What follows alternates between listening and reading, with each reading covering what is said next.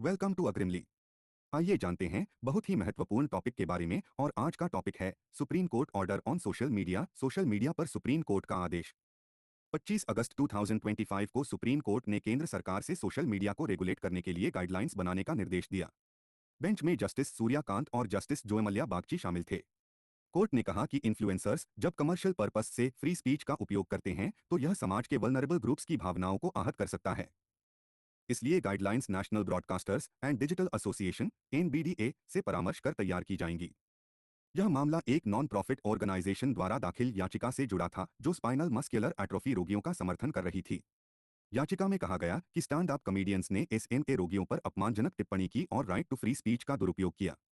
Bench ने स्पष्ट किया कि फ्री स्पीच का अधिकार केवल कमर्शियल पर्पस तक सीमित नहीं हो सकता। अटॉर्नी जनरल आर वेंकटरमणी ने कोर्ट को आश्वस्त किया कि सरकार स्टेक होल्डर्स से परामर्श कर गाइडलाइंस बनाएगी। कोर्ट ने यह भी स्पष्ट किया कि गाइडलाइंस केवल किसी एक घटना की प्रतिक्रिया न होकर आधुनिक कम्युनिकेशन चैलेंजेस को ध्यान में रखकर बनाई जानी चाहिए। साथ ही कोर्ट ने आदेश दिया कि इन्फ्लुएंसर्स को अपने यूट्यूब चैनल्स और अन्य सोशल मीडिया प्लेटफॉर्म्स पर सार्वजनिक माफी भी जारी करनी होगी।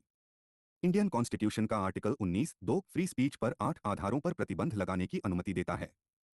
इनमें शामिल हैं sovereignty and integrity of India, security of the state, friendly relations with foreign states, public order, decency और morality, contempt of court, defamation और इंसाइटमेंट टू ऑफेंस।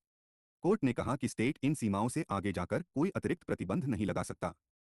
2015 में Shreya Singhal v union of India case में सुप्रीम कोर्ट ने section 66 of information technology act 2000 को असंवैधानिक करार दिया था। कोर्ट ने कहा कि अनोयंस, इंसल्ट या हेट्रेड जैसे अस्पष्ट आधारों पर क्रिमिनलाइजेशन ऑफ स्पीच नहीं किया जा सकता। सुप्रीम कोर्ट ने पहले भी कई मामलों में कहा है कि कमर्शियल स्पीच को भी संवैधानिक सुरक्षा प्राप्त है।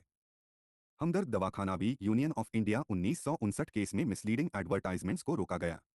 टाटा प्रेस वीक महानगर टेलीफोन निगम लिमिटेड 1995 केस में कोर्ट ने कहा कि कमर्शियल स्पीच में जानकारी देना जनता के हित में है। विशेषज्ञों का मानना है कि भारत में पहले से ही information technology intermediary guidelines and digital media ethics code rules 2021 लागू हैं। फिर भी सुप्रीम कोर्ट के इस आदेश से अब डिजिटल इंडिया एक्ट में और स्पष्ट गाइडलाइंस जोड़ी जाएंगी। इस कदम का उद्देश्य फ्री स्पीच और इंडिविजुअल डिग्निटी के बीच संतुलन बनाना है। Thanks, like, share and subscribe to अग्रिमली।